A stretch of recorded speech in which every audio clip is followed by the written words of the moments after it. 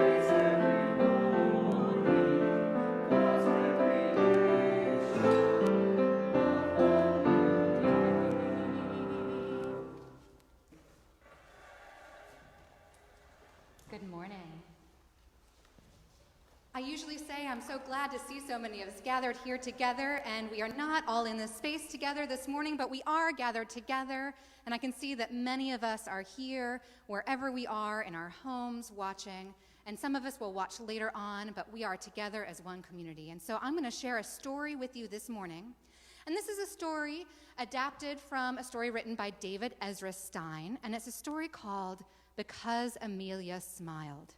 Now, it's about a young girl named Amelia who was living in New York, and one morning she went out to on a walk with her father, and she was riding on his shoulders, and she really enjoyed that walk, and Amelia smiled.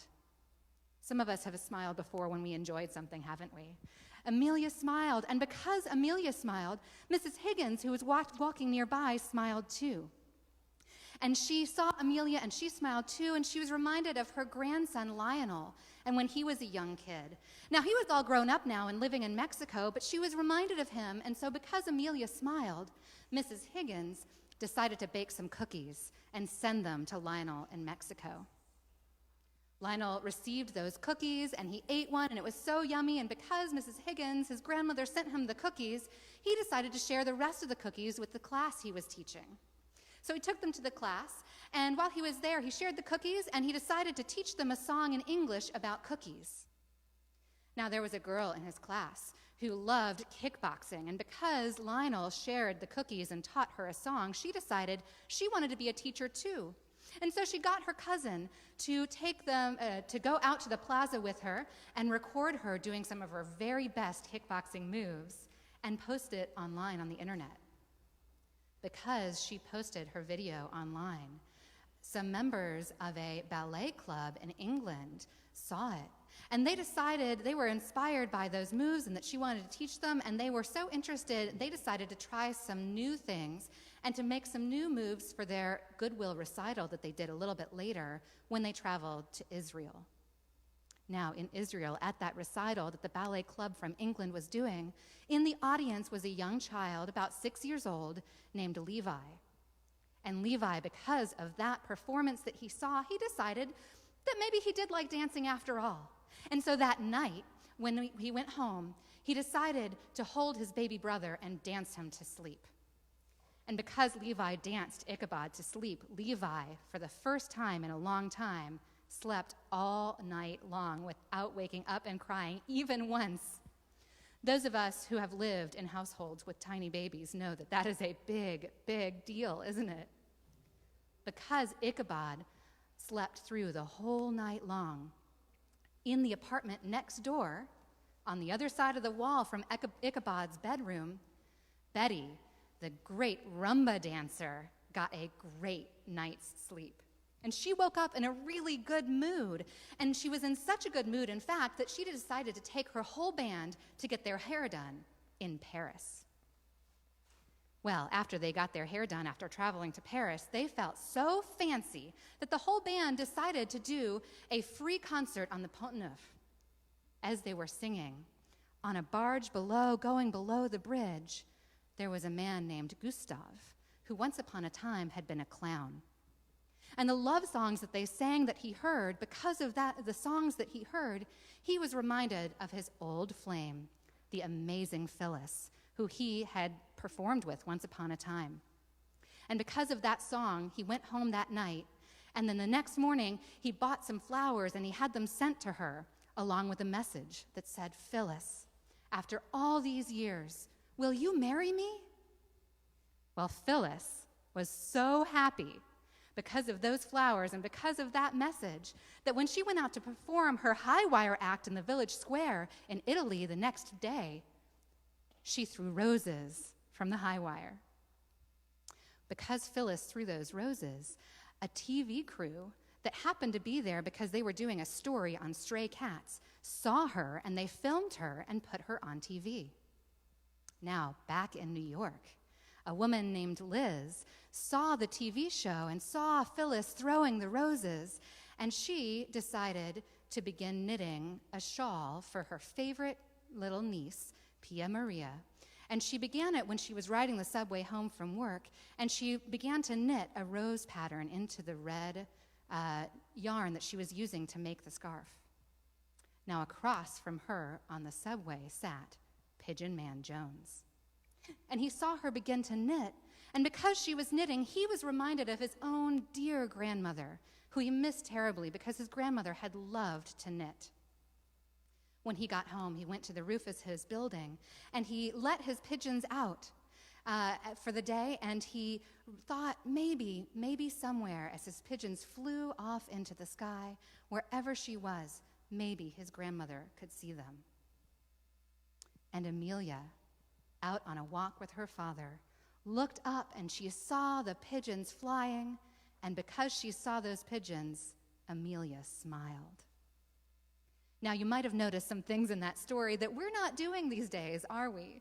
There's some things that they did that we are staying away from as we try and keep safe and we stay physically separated but connected in spirit and connected socially. There are still many ways that we're connected, though. And one of the things that we know is that not only germs are contagious, and kindness and love and care are contagious too. And so I want to invite all of you who are watching to take part in a little exercise with me sometime this week, I want to invite you to create your own message to share. Maybe people are out taking a walk in your neighborhood, practicing good social distancing, or driving by on the way to the grocery store. And so I want to invite you to make a sign to show the love and care. And here's one that I made. And you can make your own sign this week, and you can post it in your window, and you can take a picture of it and share it with us in the comments or on our members and friends page, because we are still connected, and you are so loved, and we know you can do hard things too. And we have some hard things we're doing right now, but we are staying connected. Thank you.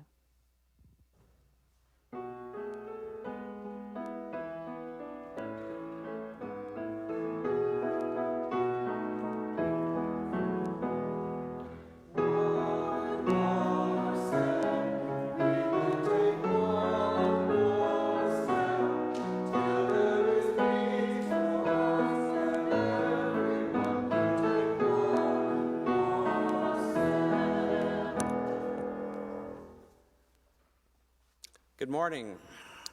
This next reading is from The Best Care Possible, A Physician's Quest to Transform Care Through the End of Life by Ira Byock. Years ago, anthropologist Margaret Mead was asked by a student what she considered to be the first sign of civilization in a culture. The student expected Mead to talk about fish hooks or clay pots or grinding stones. But no, Mead said that the first sign of civilization in an ancient culture was a femur, a thigh bone that had been broken and then healed. Mead explained that in the animal kingdom, if you break your leg, you die. You cannot run from danger, get to the river for a drink, or hunt for food. You are meat for prowling beasts. No animal survives a broken leg long enough for that bone to heal. A broken femur that is healed is evidence that someone has taken time to stay with the one who fell, has bound up the wound, has carried the person to safety, and has tended the person through recovery. Helping someone else through difficulty is where civilization starts, Mead said. We are at our best when we serve others. Be civilized.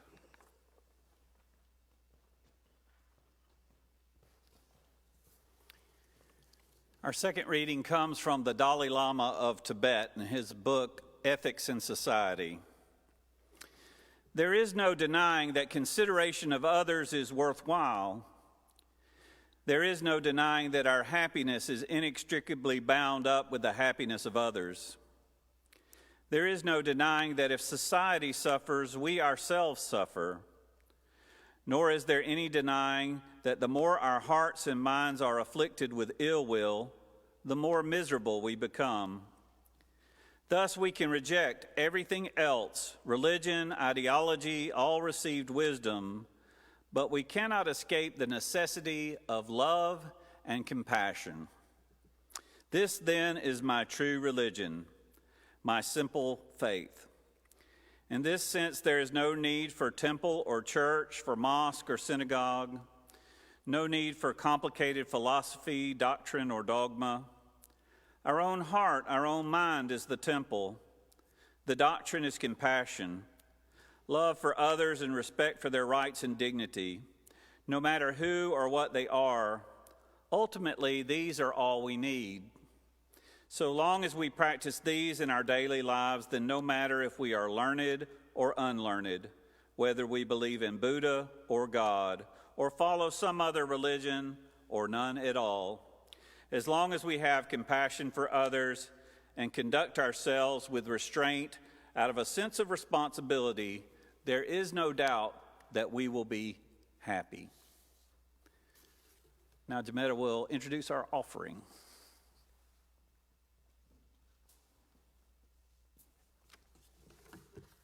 Hello. The offering today will be going to the Helping Fund.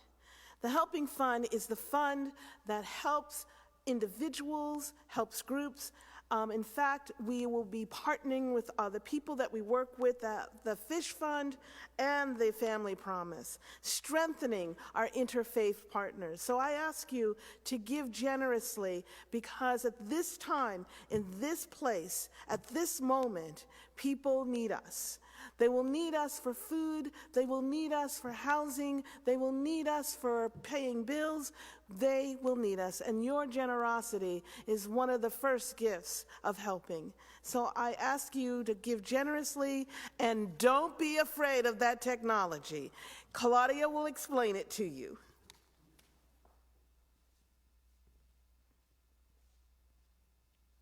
Thank you, Jametta, for telling us what our fund is going to today. Some of the practicals of that, if you also would like to pay your pledge online, that totally is something that you can do. The way you can do that is just go to tvuuc.org/give. That's all you have to do.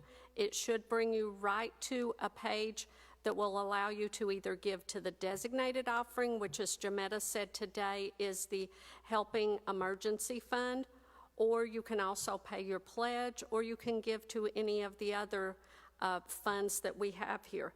If you prefer to give by text, all you have to do is send a text message to TVUUC. The number is 73256. And then you just put in the amount that you would like to give. It's super easy. You can do this, folks. See you next week.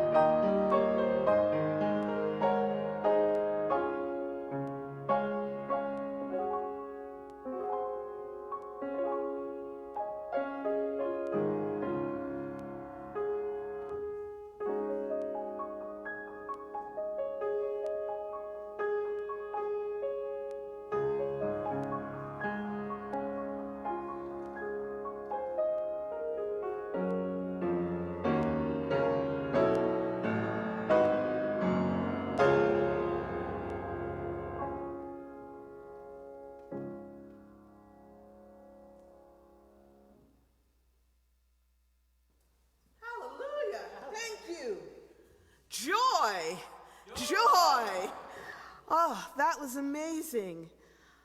Today I bring you a sense of what it means for me as a newcomer to this church and to practicing UU principles, respect for the interdependent web of all existence of which we are a part.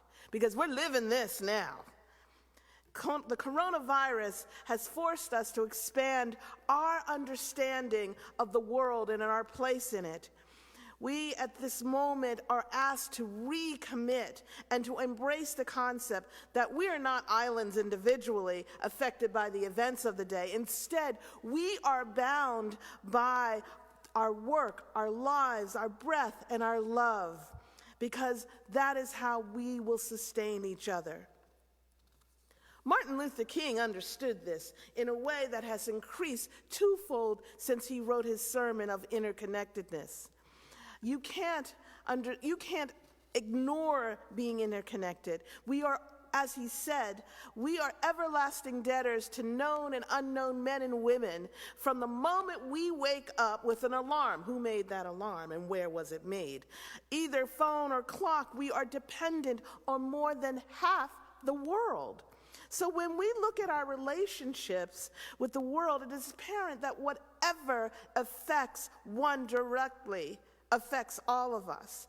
Desmond Tutu acknowledged that the South African principle of Ubuntu should infuse our lives, that we practice interconnectedness in all areas. One of the sayings in South Africa is that Ubuntu is the essence of being human. And you can't exist as a human by yourself. You can't. So when you understand Ubuntu, we think of ourselves as together, connected. Now, you've already heard the words of the Dalai Lama, who understood that even tiny insects survive by mutual cooperation, based on innate recognition of their interconnectedness. It is because of our own human existence we are so dependent on the help of others, and therefore we need a genuine sense of responsibility, 6 feet, folks, and a sincere concern for the welfare of others. We live in a time when people want to preach to you about isolationists. And isolationists is a philosophy that destroys the human spirit, it destroys our ability to empathize, and it destroys our ability to grow mentally, spiritually as human beings, to become civilized.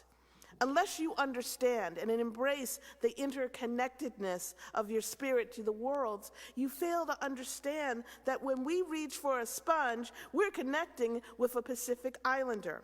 And when we use that smelly, like great smell, milled soap, we're reaching to somebody in France. And that 100% towel that we're going to dry ourselves with, that can be from Turkey, or the poly blend is from China.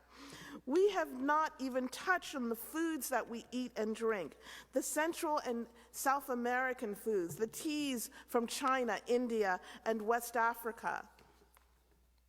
King understood that we are caught in a mutuality, a network of that. And someone who worked directly with him, Bayard Rustin, said, when we rid the world of injustice, we rid it for all oppressed people. We are one. We are in the mid of a pandemic that demands that we all, both here in the United States and the world, work together to provide love, comfort, and support, and assistance. We are tied closely to the others, and we cannot ignore the devastation that has been occurring in other lands, and that has embedded itself here. Yet, hold on, folks. We do not have to live in fear, anxiousness, or loneliness. If we can remember, and that's a big if, but we can do this. We are connected to a larger community than just what's in our homes. We are connected by church, friends, values, views, and yet most of all, love. So today, I'm going to ask you to join me in prayer of an interconnectedness, interdependency. And this prayer will bring home how much we are connected. We reach to the holy, we lift up our spirits, and we thank you for the blessings we see and the experience in these hard times. We are thankful for this opportunity to gather and be comforted and to have joy with each other today. And we are thankful for the blessings of friends, neighbors who stand together in this time of need. We are thankful for the kindness displayed while trying to find the necessities to protect ourselves from contamination. And we thank you for the people willing to reach out and tell us their needs so that we may try to meet them. We're sick. We are willing to minister. We thank the people willing to minister to the stranger. And we thank the people who are willing to reach out and make the calls, to let people know they are not alone. But we bring to you, we petition you to pray for all the people so that you know that we remember them, that are suffering from the virus and other health conditions, who are at risk because they have to work to survive, and who must leave children poorly or unsupervised because there is no school or daycare. We pray for the people who are in harm's way because they are healthcare providers and working to stop the pandemic. We pray for the people who are unemployed because of a closed business and are at risk for hunger and homelessness. We also pray for those who are isolated because of all the wise and kind precautions that benefit others as well as self. And we pray for our leaders who have made the difficult choice to close businesses to protect the health and welfare of those they lead. And we also pray for the leaders who have not made the choices to shut down their states. We pray for the cure to be found. And we pray that only truth is allowed to flow into the stream of information so that we may protect our communities. And to understand the interconnectedness, interdependencies, we're going to pray for all the people in the world, people all over the world who are in solidarity as we take unprecedented action to solve a common problem.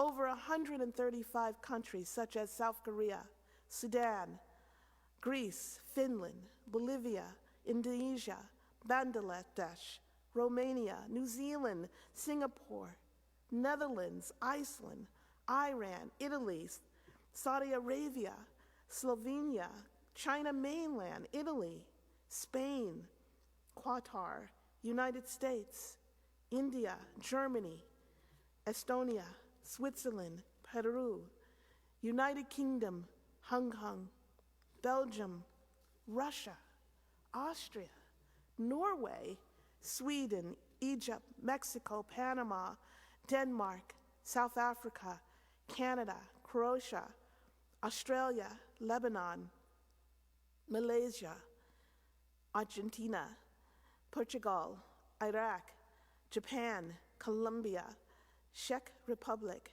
Kuwait, Turkey, Serbia, Israel, Bulgaria, Slovakia, Ireland, Diamond Princess, Taiwan, Luxembourg, San Marino, Pakistan, United Arab, Thailand, Algeria, Chile, Uruguay, Poland, Hungary, Ecuador, Latvia, Greece, Costa Rica, Finland, North Macedonia, Dominican Republic, Morocco, Lithuania, Bosnia-Herzegovina, Vietnam, Andorra, Brunei, Moldova, Belarus, Cyprus, Tunisia, Malta, Sri Lanka, Venezuela, New Zealand, Burkina Faso, Palestine, Kazakhstan, Senegal, Oman, Georgia, Azerbaijan, Cambodia, Cameroon, Kosovo, Uzbekistan, Honduras, Nigeria, Bangladesh, Afghanistan, DR Congo, Cuba, Paraguay, Ghana, Bolivia, Jamaica, Macu, Guatemala, Guernsey, Ivory Coast, Rwanda, Montenegro, Togo, Jersey, Kyrgyzstan, Mauritius, Maldives, Monaco, Mongolia, Ethiopia, Trinidad, Tobago, Kenya, Seychelles, Equatorial Guinea, Tanzania, Barbados, Suriname, Bahamas, Eswatini, Gabon, Guyana, Cape Verde, Central African Republic, Republic of Congo, El Salvador, Madagascar, Liberia, Namibia, Zimbabwe, Angola, Benin, Bhutan, Fiji, Haiti, Isle of Man, Haiti, Mauritania, St. Lucia, Nicaragua, Antigua, Barbados, Chad, Djibouti, Eritrea, Guinea, Nepal, Niger, Papua New Guinea, Uganda, St. Vincent's, Grenadines, the Vatican City, and Somalia.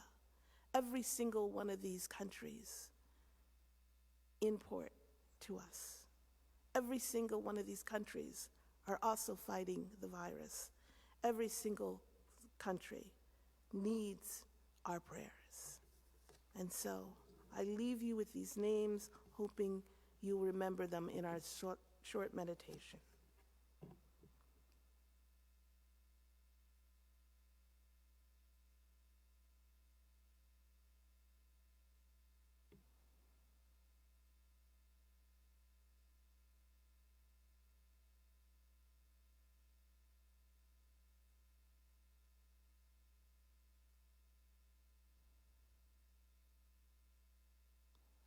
Join us in singing hymn 109, Meditation on Breathing.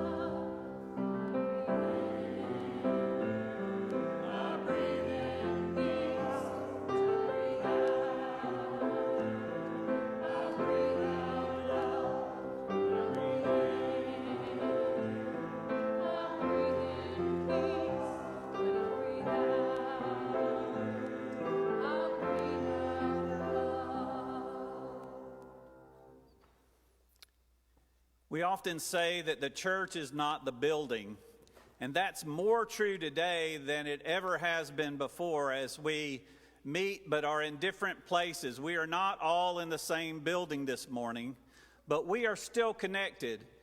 And we are connected not only to each other, but connected to people all over the world where churches, synagogues, mosques, and other houses of worship are closed as we work together to address this global crisis of a pandemic. We are connected to people in China and Czechoslovakia, South Korea and South Africa, Bolivia and Bangladesh, New Zealand and the Netherlands. In the last presidential election, we often heard crowds chanting, "Build the wall, build the wall." But there is no border wall that can protect us from a virus. And today, on the positive side, we meet in a sanctuary without walls, without borders, where people all over the world can tune in on the World Wide Web. It's a different age. My daughter sent me an adaptation of the Psalms for our times. It says, "Let us Google to the website of the Lord." We live in a very different age than any other age before. Thomas Paine, who was one of the founders of this country, expressed a sentiment that is bigger than patriotism to any one country. Speaking in the language of his time, he said, "The world is my country, mankind are my brethren, and to do good is my religion." This morning, the world is our sanctuary. The world is our house of faith. All of humanity is our family. And to do good, to do compassion, loving kindness, this is our religion this morning. We often say the church is not the building, it's the people. And yet sometimes we bond with these buildings because they're a symbol of something that lasts in a world where many things don't last. They're a symbol of something stable in the midst of a lot of change. Sometimes we bond with a building. I know on my cell phone I have a picture of Notre Dame Cathedral in Paris. It's a building I've bonded with. Last spring I spent the last night before the cathedral caught on fire wandering around the building, admiring its beauty. And I wasn't there just for noble reasons. I was there kind of as part of an ongoing joke with my congregation because I was taking pictures of gargoyles. And I have a campaign for our church to get a gargoyle. I even brought one from home. I'll show it to you.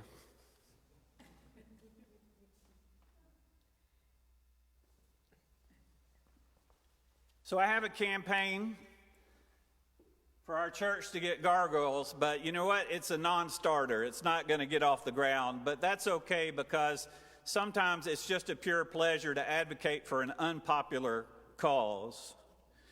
But wandering around that building that night, I was transfixed by the beauty of it. And the next day, I was hundreds of miles away, as many of you were watching all over the world on television. We were watching on television as we watched the cathedral go up in flames, and we watched the spires of that cathedral, the spire fall down, and we heard people gasp. And we were moved, we were touched by the end of a building. It seemed like something stable and reliable was gone. And maybe we feel a little bit this way when we can't be in the buildings that we're used to on Sunday morning, or at other times we can't be in the buildings. We feel a separation, a loss, a grief. And yet this is also a time when we can let go of outward structures and let go of outward symbols and rediscover the power of the inner life. For religion comes from the inside out, not the outside in, and is grounded in what is deepest in each one of us. This week we have been doing church in many different ways. We have been doing online chalice lightings, and we have done group check-ins through Zoom technology, and we have been, many members have been posting poetry and singing songs and doing other ways of staying connected in this time of pandemic. And we're learning new rituals. I was talking with one person who was upset that she accidentally shook someone's hand just because it seemed the polite thing to do, which is a violation of the new commandments of our time to keep our social distance. And Elaine Smith told me she's come up with a new ritual. When she sees someone coming, she gives them an air handshake while they're still 10 feet away, or an air hug. So we are creating new rituals that help us stay together in this new and changing circumstance. In India, the greeting namaste can be given when you're 10 feet away, or 20 feet away, or 100 feet away. Namaste means the God in me sees and recognizes the God in you. Eastern philosophers like to speak of God in a way that would make your high school geometry school teacher, Very Happy. They speak of God as that perfect sphere whose center is everywhere and whose circumference is nowhere. And so through this greeting, Namaste, we say, the center in me sees and recognizes the center in you. The inner life in me sees and recognizes the inner life in you. And we recognize together that we are truly connected. We may be 10 feet away or 20 feet away or in another country or in another part of the globe, but we are still connected to each other and we share the same center. Economists often remind us that we live in a global economy. So it's time for people of all faiths to think globally in many different ways and begin to speak of global compassion, global kindness, and contagious love. For the coronavirus is not the only thing that's contagious. Love and kindness and compassion are also contagious. We live in a time where what happens on one part of the world can affect us everywhere, all over the world, where what happens to one person somewhere can affect everyone everywhere. This is the interdependent web of existence of which every single one of us is a part. So the economy is global, but we can have global compassion, global kindness, and we can strengthen these with structures, improving the structures that we have. This week I was in an exchange with Bruce Knotts, who is the executive director of the Unitarian Universalist United Nations organization. And we were talking about this is an opportunity for us to build global partnerships that address common problems, strengthen organizations like the UN and other organizations that nonprofit organizations and non-governmental organizations that are working to address our global problems together. This can be a time that brings us together. It doesn't have to be a time that tears us apart. A Methodist friend once told me a parable which seems particularly relevant in this time. He tells the story of a Hindu scientist who found the cure for a disease, and so he got someone who had a company to manufacture it, and the man who owned the company was a Muslim. And the truck driver that took the medicine to the hospitals belonged to the AME Zion Church. And the person who unloaded the box and put it on the shelf in the hospital was a Presbyterian. And the doctor who prescribed the medicine was an Episcopalian. And then a nurse went and delivered the medicine to the patient, and she was so loving and so kind and so compassionate, she converted him to the Baptist faith. Well, that story illustrates that it really does take people of all faiths working together to address a common problem so that we can be a global community at this particular point in our time. Not worrying about who gets the credit, but working together for shared responsibility. Now is the time we can live into that bumper sticker that says coexist, and we can go even further and cooperate and build community together. There was a bumper sticker that was put out by the Unitarian Universalist Association that tried to put our entire faith into a single bumper sticker. Not an easy thing to do. But the words they chose: Spirit, help heal the world. Nurture the Spirit, help heal the world. That is our challenge for people of all faiths, wherever we are, wherever we may live. Now is the time for us to work together to nurture the Spirit and help heal the world. For we are connected, and we feel it inside when we allow ourselves to. Sometimes we stay so busy, we lose that feeling of connectedness. Sometimes we are so preoccupied with our addictions, whether it be workaholism or alcohol or drug or some other activity, way of staying busy and numb to everything that's going on. But when we feel this connection, then we know that someone on the other side of the world is on a respirator because we feel it inside. And we know that somebody on the other side of the world may be waiting in line, may be out in a hallway, hoping for access to a respirator. And we feel it inside.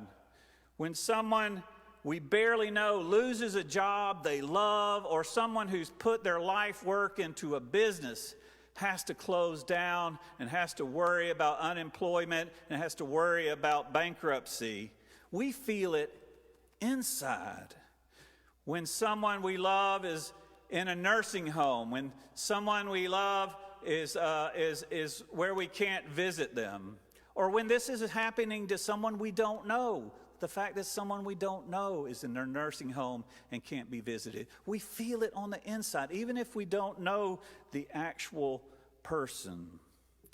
This feeling inside is our shared vulnerability, and it is our greatest weakness, but it is also how we heal.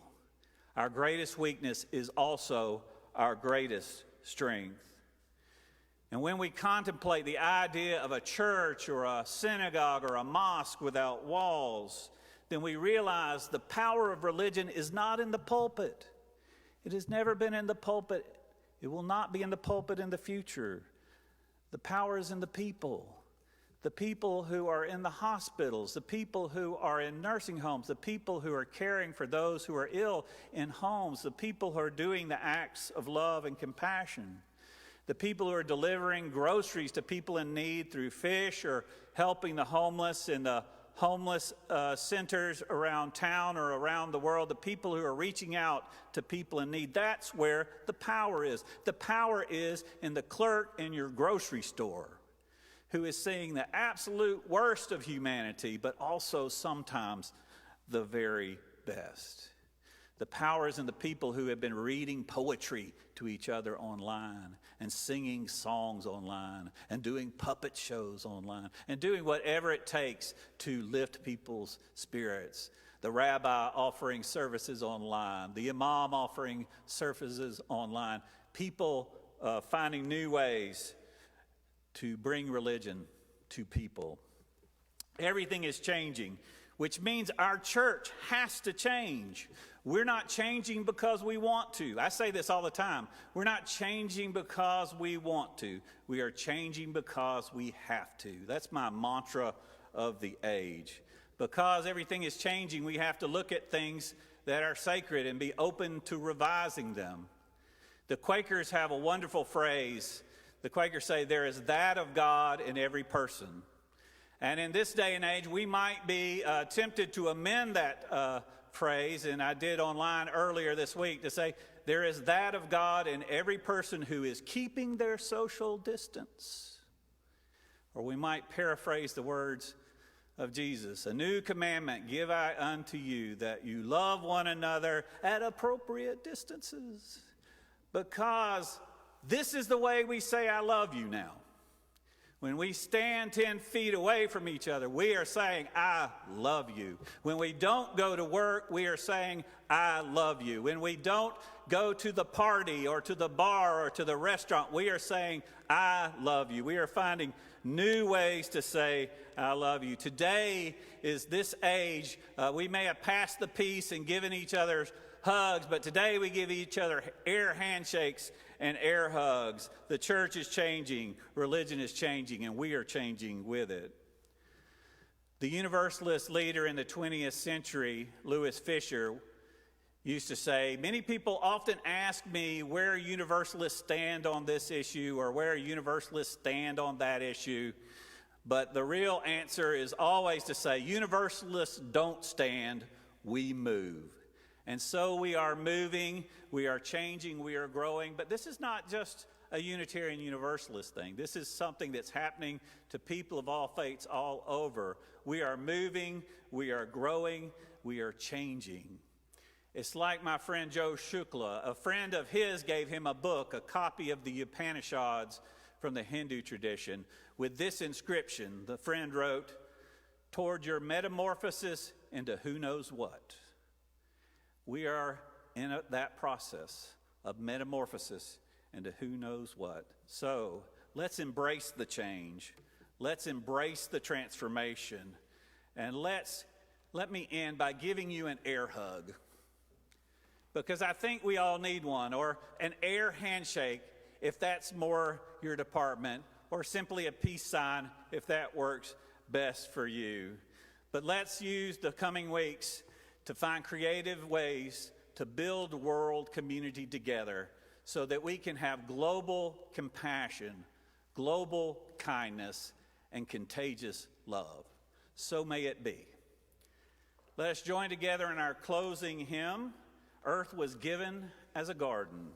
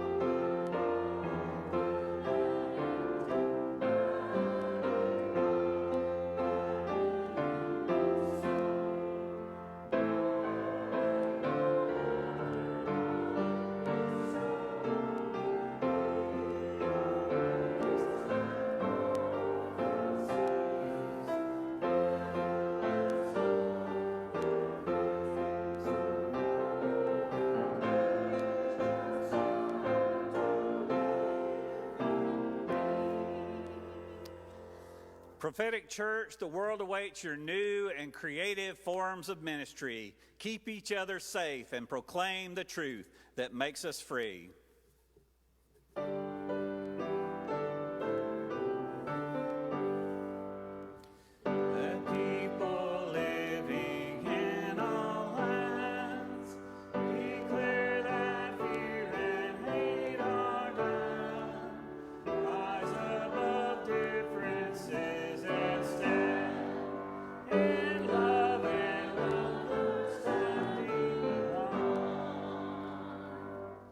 As our last act of worship, I invite you to greet your neighbor in new ways. You may be posting where you're from online, or sending a greeting online, or giving someone an air hug or an air handshake. But find new and creative ways to greet each other from a distance. Namaste.